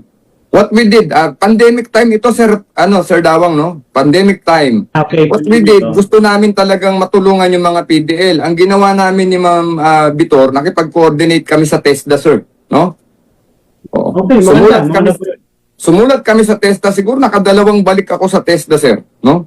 Kasi during that time, ang hirap mag-transact sa opisina ng gobyerno. Pagpunta ko dun sa TESDA sa Taguig, makikita mo puro plastic yung mga opisina, sir, eh. Oo. Tapos meron pa sila. What do you mean plastic? Kasi may ibang term kasi yung plastic eh. Hindi po, yung mga lamesa, makikita nyo, di ba, dahil COVID time, pandemic time, okay. puro selok po yung mga opisina, no? Nagbiro lang ako. Nagbiro lang ako, pero alam po ano yung plastic. Yan. Pag pumasok ka pa doon, kailangan meron kang COVID vaccine.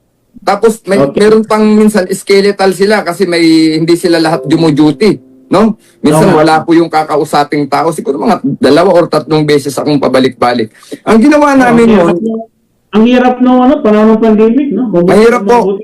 Talagang tiyagaan po talaga. Talagang pag gusto mo talagang may ma-achieve talaga, you will spend time and talaga effort. So, ang nangyari po, sa awa ng Panginoong Diyos, naka-coordinate po kami rin sa TESDA, yung NC2 po certification. Yung tile making, sir, naipasok namin yan, sir, do sa jail, yung paggawa ng tiles, no? So, ang ginawa pa natin, gumawa ako ng group sa City Jail, yung Dalaw Pilipinas, sir, no? Yan ay grupo ng mga, Opo, mamaya, sir, pwede nyo i-check yung page, doon nag-exist pa yung page na ginawa ko para sa mga dalaw. During that time po, ang ginawa ko, sabi ko sa mga dalaw, nag-create din ako ng set of officers. Sabi ko sa kanila, mahirap ang kalagayan natin ngayon, magtulungan tayo. Hindi nyo trabahong tulungan ng BJMP, pero kung tutulungan nyo kami, mas marami tayong magagawa.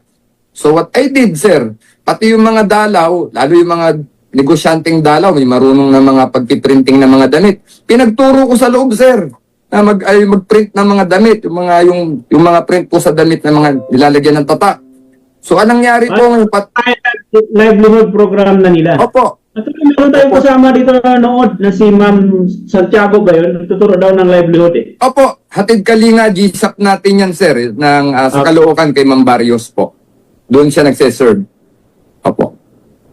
Okay. So sige. Bro, Tony, marami nagpo-comment, marami nanonood sa atin. May mga official din nanonood sa atin. Thank you so much po sa mga nag-join at nanonood. Anyway, sige, i-clarify natin, doon ang stand mo, kaya na, medyo hindi natin ako eh. Papayag ka ba na pagsamahin ang Bucor at BJMP sa isang departamento? Dalawa po ang sagot ko diyan. Opo, kung merong mayroon pong tinatawag na studies, no? Na magkakaroon po talaga ng magandang program na kung pagsasamahin ba talaga, hindi to dahil gusto lang natin. Gagawin natin ito dahil nagkaroon tayo ng extensive study na dapat na natin gawin, sir. Meaning, 50-50 po ang aking opinion dyan. No? Kasi galing din po ako ng Bucor. Nakita ko po yung difference ni BJMP at saka difference ni Bucor. No? So, sa aking palagay po, sir, dapat kung gagawin po natin yan, pag-aralan natin mabuti. No? Kung pagsasamahin natin, sir. No? With that, let me share to you my stand. Baka let's take this na ako tatanungin mo kung papayag ba ako na pagsamahin. Opo. Ako, to be honest, ako naging bukal talaga ako pag ganun sa klase. Ako gusto ko the same with your stand na pag-aralan, pero gusto ko isa. You know why? Hindi ito dahil sa politics. Kasi ang prinsipyo ko, public servants should be treated well, equally, and supported by na maayos na pamaraan. Kasi parang nagkakaroon ng comparison na ito, Bucor, BJMP, ganito. Tapos yung function at the same lang halos the services, kaya na kung napansin mo, yung interaction pa lang, ay site ko ano yung trabaho talaga ng BJMP at Bucor. Ako, by law naman to batas lang naghiwalay. Diba? Yung RA 10575, yung Bucor Act, yung professionalization nila, at saka itong BJMP Professionalization Act, itong 9263. Kung merong bylaw gagawin isa ito, siguro yung, kanina may nabanggit kayong from advocacy, parang classification, madali. So ako ang stand ko, siguro in the future, elaborate natin, baka wala na tayong oras. Gusto ko pag isahin, no? As to the, nature, kasi marami, actually, meron akong letter sa isang lawmaker, pag-aralan daw nila yun, Kasi nakita ko kasi gusto nila yung unification program, no? Gen unification program. Pero ito bro, na sinabi ko yung stand ko, kasi ito, nagkakaroon kasi ng comparison. Dati, nagkaroon 5-star, 4-star, meron isang opisyal na, kilalang opisyal ito, no? Minsan nagbablog din siya, wala natin bagitin pangalan, pero parang kinikriticize niya na mas mataas yung Bucor kaysa BJMP. Ang stand niya because of the rank. Kasi daw Bucor, mas mataas siya kasi yung rank po ng kanilang director ay 4-star general. Whereas ang BJMP, 2-star lang. So doon lang daw sa rank, kung titinan mo, no more debate. Ibig sabihin, mas mataas pa daw ang Bucor kasi 4-star general. Doon pa lang nagkaroon ng kalituhan at comparison. That's why, isa sa mga stand ko doon, pagkaisa na para wala ng comparison. Wala ng comparison at manageable naman kung titingnan natin. Pero ito, ang tanong ko, bakit kaya Sige, i-frame ko na lang ito bilang question para kapag nagtanong kasi ako dito, yung iba sumasagot sa comment section. Okay, sige nga. Sa tingin nyo, bakit kaya 4-star general ang Bucor, samantala ang BJMP ay 2-star rank lang? In your opinion, bro, opinion lang tayo dito. Baka pwede mo sagutin, pwede hindi, no? Actually, sir, ayokong magsalita ng opinion kasi po ito na lang po ang iiwan ko sa mga viewers, no? Ang pag tinignan po ninyo yung structure ng Bureau of Correction, pwede niyo pong i-research, no? Ang position po ng Director General nila ay USEC. Undersecretary po, no? Hindi po talaga Director General, mga kapatid, no? USEC, no? So, pag sinabi natin USEC, undersecretary po siya ng Secretary of Justice, no? So, the question is, yung star po ba niya ay the same with the uniform service? Ang kanyang designation po, ang kanyang position po ay undersecretary. So, yung magagaling po rito, alam nyo na po yung ibig ko sabihin, no? Undersecretary siya, pero 4-star siya, no? So, very there is confusion, no, Sir Pretty Boy, no? I know you know what I mean kasi graduate din po kayo ng abogasya, no?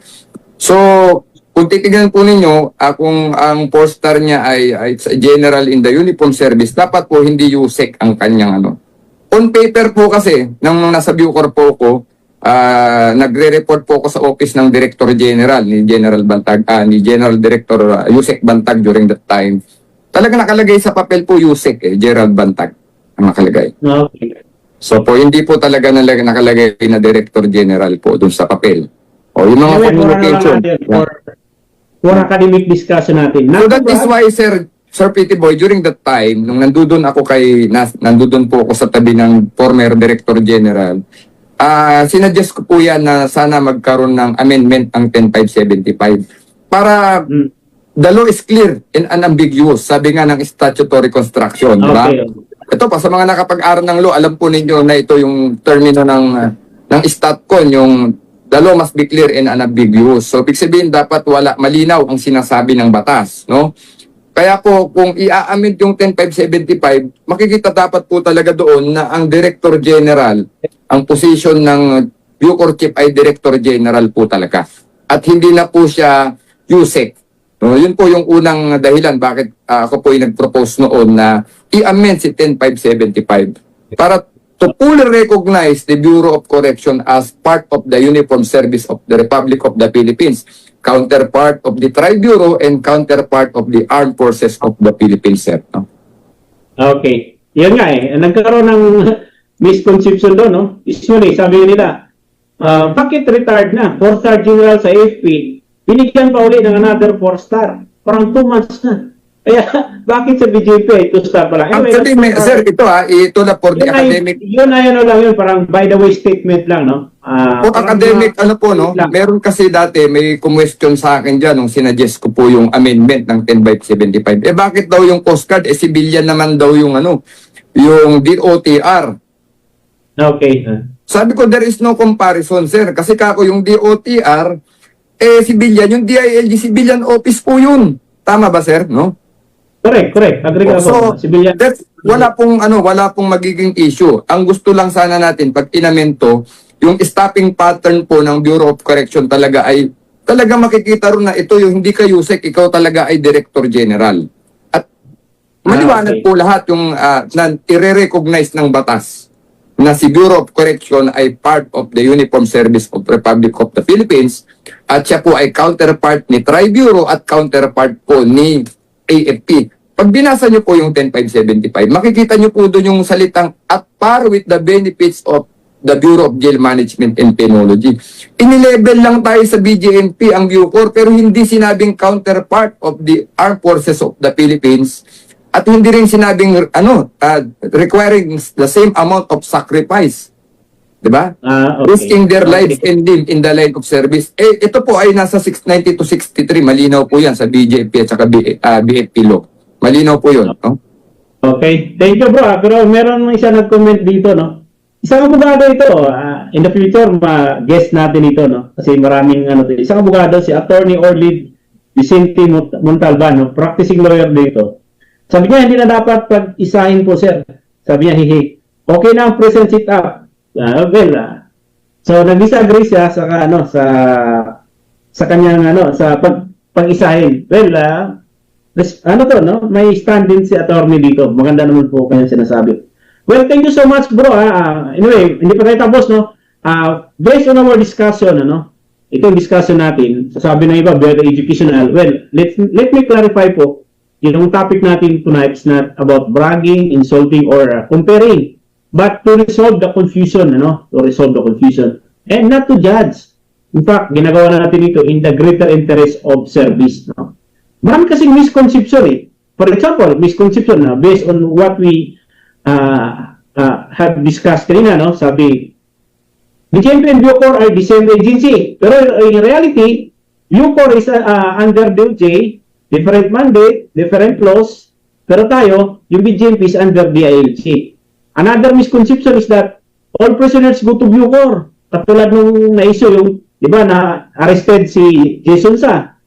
Dinala sa NBI, tapos NBI dinala sa Muntinlupa. Yung pala ay hindi naman doon sa Bilibid dinadala. So, sabi nila, all prisoners go to Bucor. Ay sir, i-clarify ko lang sir, no? I-clarify ko para hindi po malito yung mga kababayan natin. Ganito Yes, po yes, mga yes. kababayan, ang Muntinlupa kasi meron pong nag-create po doon ng isang jail facility doon solely for the purpose of detainee po yan ng NBI. Sa Muntinlupa yun, sa loob po ng ng reservation, sa mismong loob po yan ng Muntinlupa. O, katabi po yan ng Building 14, sir. Actually, yung Building 14, no? Nung nandyan po ako sa Bucor, madalas ako mag-inspection dyan, yung Building 14. Nandun po yung facility ng NBI. Kaya hindi po siya kinukulong sa Muntinlupa. It so happen po, may facility po ang NBI doon para ikulong po yung mga detained, personalities, no? So, yun po. Okay.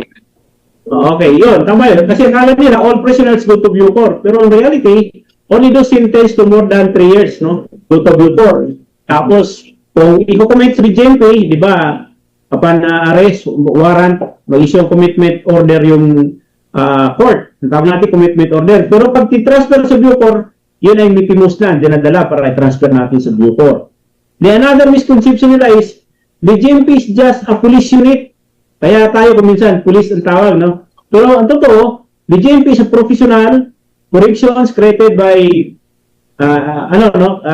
although, LIA ang kategory natin, yung diniscuss mo kanina. Ay, isa nga pala, sir, para putulin pala natin sandali, sir, yung confusion na yan para maintindihan nyo. Kasi, ito trivia, sir, no? Trivia natin para maganda, no? Kasi ako, nalaman ko to, parang 5 taon na ako sa serbisyo sa bureau, sir, eh. I-share natin, Okay, sir. I don't know, baka alam mo ito, sir, no? Ganito po. Pakishare. Totoo po yung komento ng iba nating kababayan na police unit lang naman talaga yan nung araw, nung panahon ng PCINP. The same is true po. Ang OJMP ay unit lang po yan ng defunct PCINP. Opo, totoo po yun, no? But the fact is, after po ng EDSA Revolution, no? Kaya maganda tong EDSA Revolution, talagang nagkaroon ng revolution talaga, sir, no? Lahat halos na-touch, pati ang ating constitution ay binago, no? The very reason, sir, according to experts, kaya pala tayo nahiwalay, sir. Ang Bureau of Jail, ang nagkaroon ng hiwalay na ehensya ang kulungan, yung OJMP, para daw po hindi na maulit yung mga nangyari during the martial law period, yung mga abuses ng authorities sa kulungan. I agree. Correct po yun. Yun po yung naging kwento nito, no? Ako po, pero actually ako, aminin ko, sir, Pretty Boy Dawang, no? Criminologist ako, pero nalaman ko yan, 5 years na ako sa bureau, eh. Yung mga pala yan, sir, yung mga yung wisdom ng mga lawmakers, yan po pala ay dahil sa stigma yan ng martial law, sir, Dawang, sir, no? Yes, So that is why, ito maganda sana nanonood tong mga criminology student natin at at mga academe natin, yung mga nagtuturo sa criminology, no? Yun po pala ay ang dahilan bakit talagang inihiwalay itong BJMP kasi nga yung mga abuses during lalo po nung martial law, no? Yung mga human rights violation na nung hawak pa. I'm sorry, no? Sana wag masaktan yung mga dating nasa PCINP.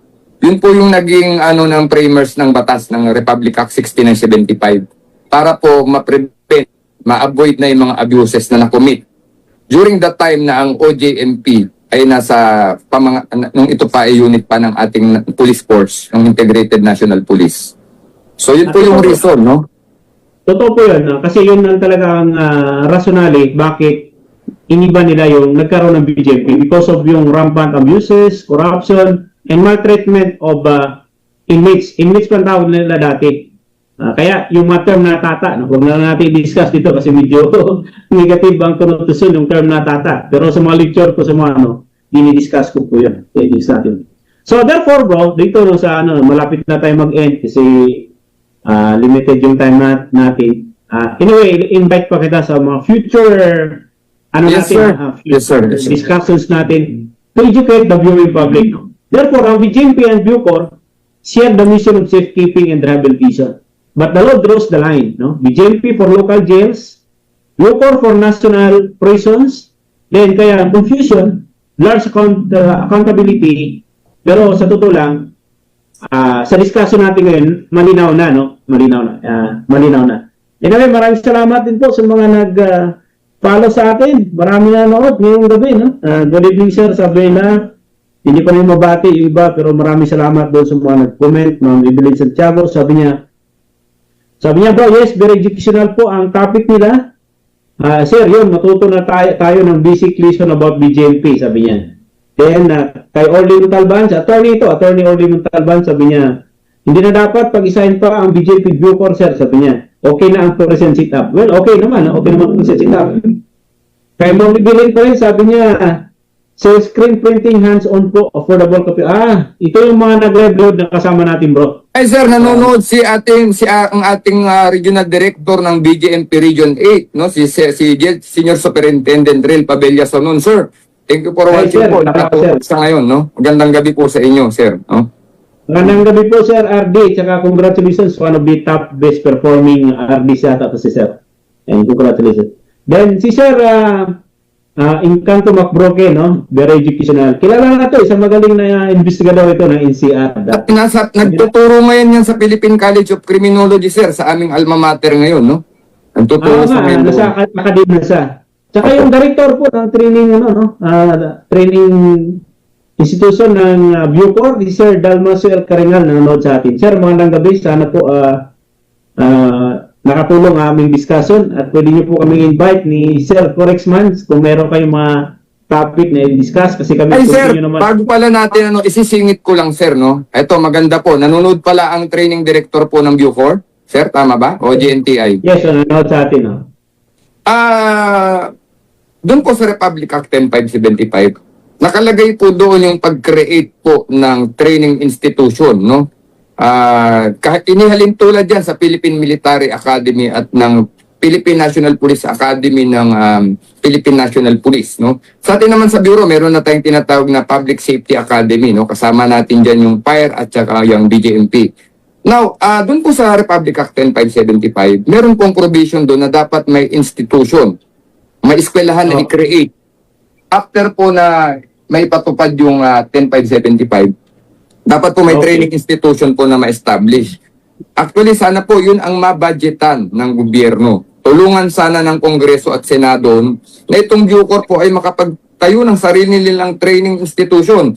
Kasi ang PNP, ang BJMP, nung kinreate yung Republic Act 6975, itinatag naman yung Philippine Public Safety College, no?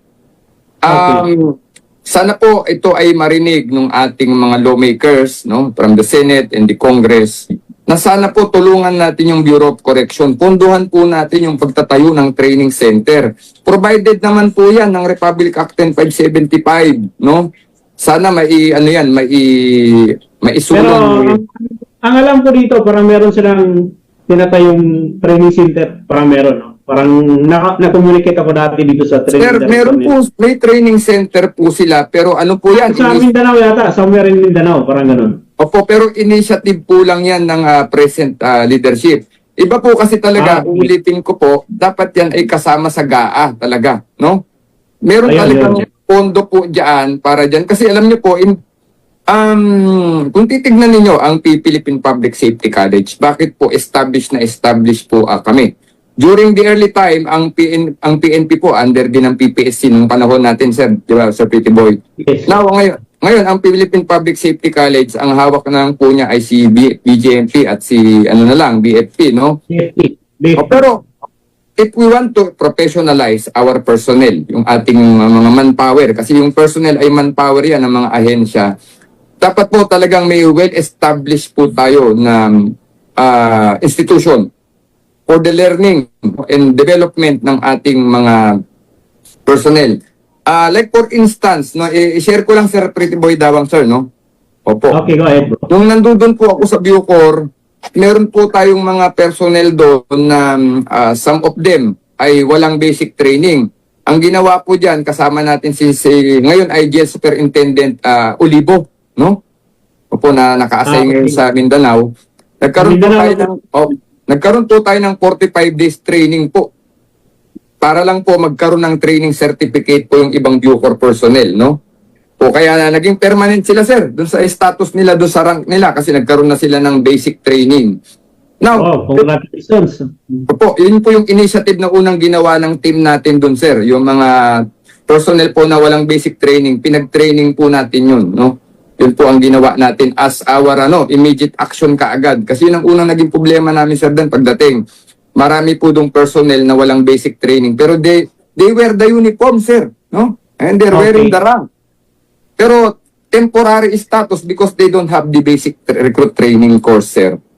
So, bakit ko po ito ina-emphasize? Sana po marinig ni ng Bucor Director at marinig po ng ating mga lawmaker, marinig ito ng ating gobyerno na sana matulungan natin yung Bureau of Correction na ma-establish yung institution nila at funded yan para po yung sa professionalization po talaga ng Bucor. Makatulong po tayo dun sa moral and welfare ng ating mga personnel. Ito po ay sinasabi ko dahil ito po yung mga natutunan ko rin kay Sir Randy Latosa, sir, no? Sabi niya, ang pinaka-importanting resources ng isang agency, ng government agency, yung kanyang mga tauhan. So dapat yan ay talagang professionalized, they will train natin sila ng ayos. Getting towards that, ano na tayo, no? Pataas ng pataas, pati sa BJMP, di ba? Nagsimula lang, pataas ng pataas na. Ganoon na yung Bucor, pataas ng pataas na. Anyway, meron din dito, may nag-agree pala ng mga doon sa mga unfunded program. Si Sir Cortez sabi niya, tama po yan, pag hindi funded ang program, mahirap masustain dahil may kasabihan na bagong hari, bagong ugali. Pero ito yung dapat baguhin natin, yung program, kung ituloy-tuloy, suportahan natin for the benefits of our people. Tama yung sinasabi niyo kanina, tungkol doon sa, sa moral ng personnel at the same time, for rehabilitation ng ating mga PDL. Anyway, bro, maraming nood sa atin. Meron, tama pala, nood Sir Sunod, nanood din yung aming dating chaplain na retired na rin ngayon, si Senior Superintendent Angelo Benjamin Silvio Dorana, aming chaplain. Kasama ko dati ito sa Values Restoration Program, baka in the future, Father, no? Magandang gabi po, sir. Good evening po. Yeah, i-feature natin dito kasi makakatulong sa atin ito tungkol sa ating mga programa, no? So maraming pong nanonood sa atin at maraming salamat po. Bro, gustuin mo natin habaan yung discussions o mayroon pa kasi kami other activities. Can you say your final statement dito sa topic natin tonight sa ating mga viewers? Muli po, magandang gabi sa ating mga nanood. Ang daming nanood, sir, no? Thank God, no? At tayo ay ginamit na instrumento ng Panginoong Diyos para magbigay linaw po sa ating mga kababayan. Lalo po itong mga kapatid nating nasa law enforcement, yung mga estudyante ng criminology yung nanonood ngayong gabi. Sana po nakatulong kami ng Sir Pretty Boy Dawang, Ang totoo po, mga kapatid, when we talk about Bucor and BJMP, kung titignan po natin, almost the same, pero far more different from each other, no? Opo. Okay. Almost the same, no? I'm talking of experience kasi then napunta tayo doon, nagkaroon tayo ng realization na magkaiba talaga, no? Pero ang totoo po, mas mabigat ang trabaho ni Bureau of Correction kesa sa BJMP, no? Kasi po sa amin ay temporary confinement lamang, no? Sa kanila po ay long-term incarceration or imprisonment. Tumatagal doon. Kaya uulitin ko po, yung tatlong opisina ng Bucor ay napakahalaga niyang RDC, Reformation, and Externals.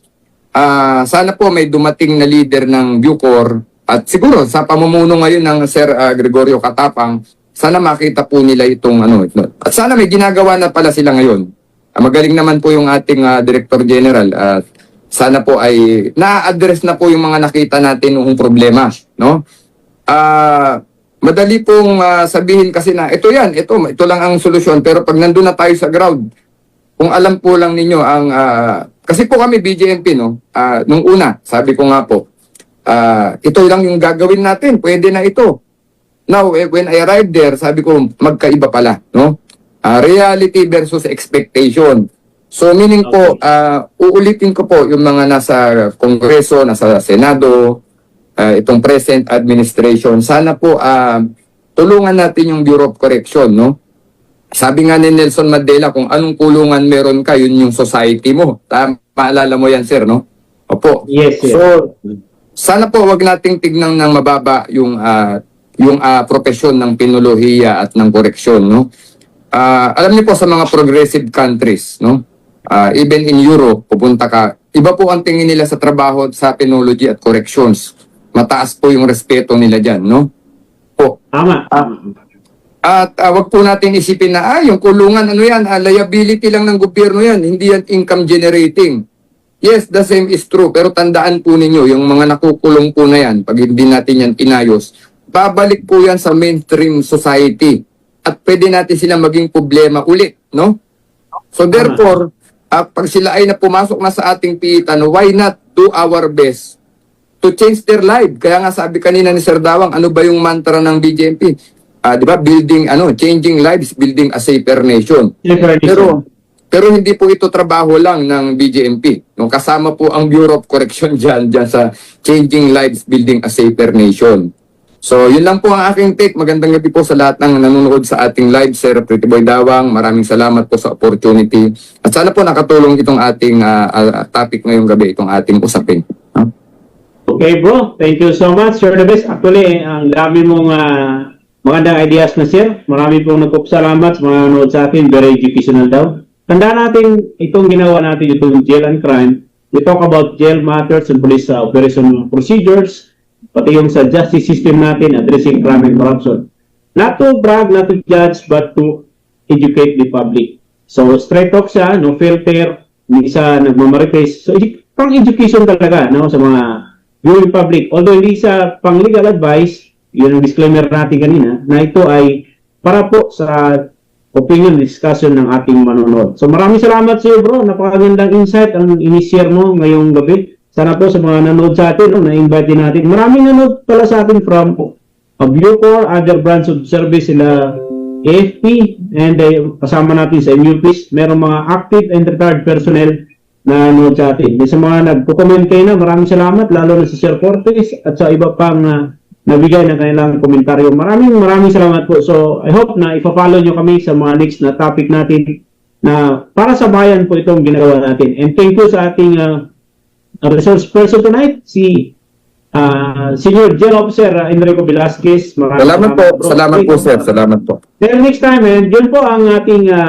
topic sa gabi ito. Mga kababayan, sirs and ma'am, tandaan natin ito. Always count your blessings and never your troubles. Good night and stay blessed, everyone. Magandang gabi po. Ngayon, just to continue, Mr. Clyde Teves, the person named in the search warrant, was not around during the implementation of the search.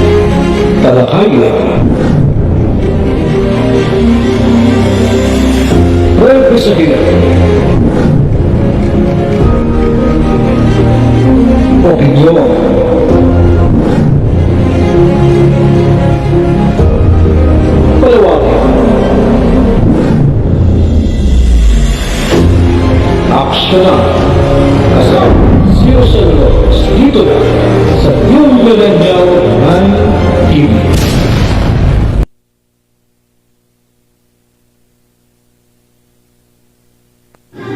Barangay, pangunahing ngunit ng pamahalang lokal, kung saan dito pinag-uusapan ang bawat sinunod ng mga residente ng bawat barangay.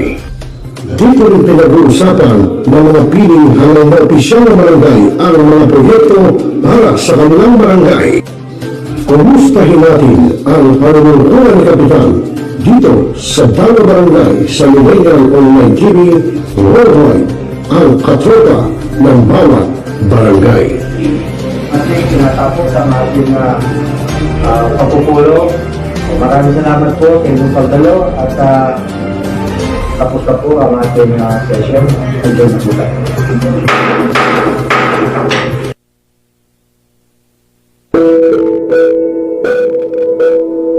Ikaw ay nag-isa?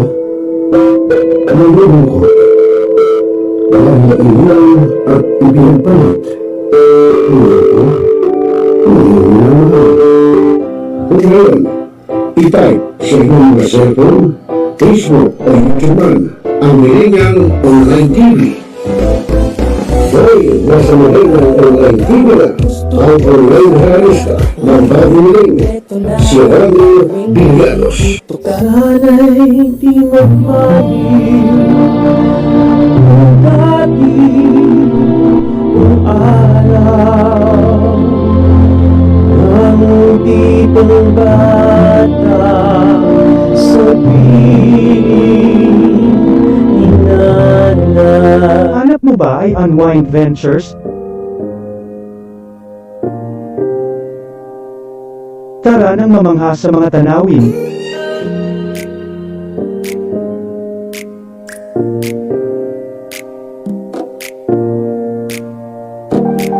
Ano ba ang iyong travel rules?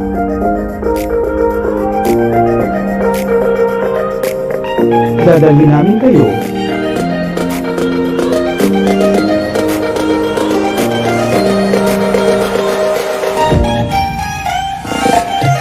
Sa Unwind Ventures at saya.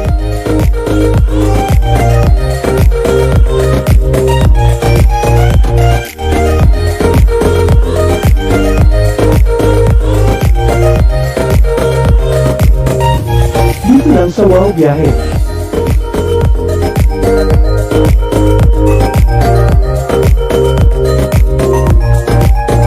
Kaya wow, di ba? Abangan dito lang sa Millennial Online TV.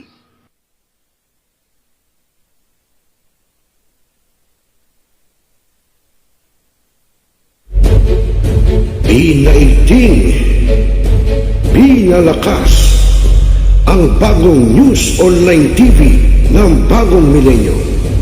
Millennial Online TV, ang katropa mo sa pagbabalita.